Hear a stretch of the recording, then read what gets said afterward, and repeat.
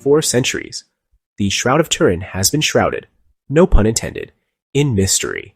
Some see it as the actual burial cloth of Jesus Christ, marked with his blood and image. Others, well, they chalk it up to one of history's most elaborate hoaxes. But now, a new study is shaking up everything we thought we knew. So, what's going on? Enter Cicero Moraes, a Brazilian 3D designer with a passion for solving centuries-old puzzles.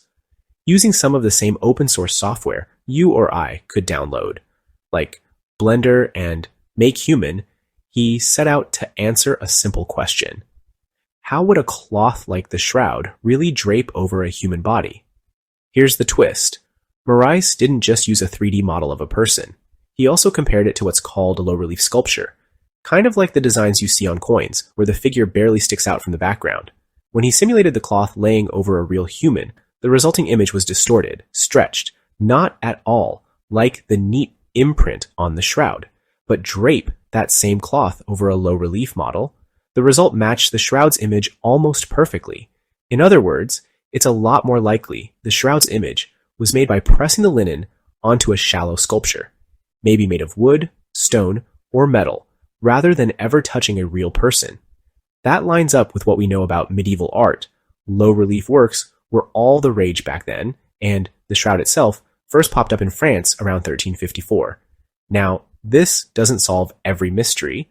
The study doesn't date the shroud, so the debate over its age isn't over yet, and not everyone's convinced other researchers have found signs of serum halos and blood clotting that suggest it might have wrapped a real body after all. The controversy is alive and well.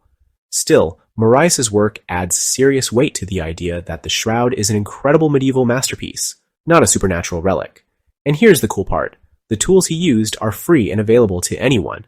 Moraes is practically daring other history fans to try it themselves, to see if they can crack the case or unlock new mysteries.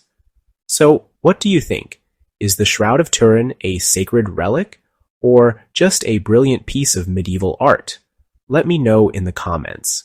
And remember, history isn't just about answers, it's about the thrill of the hunt.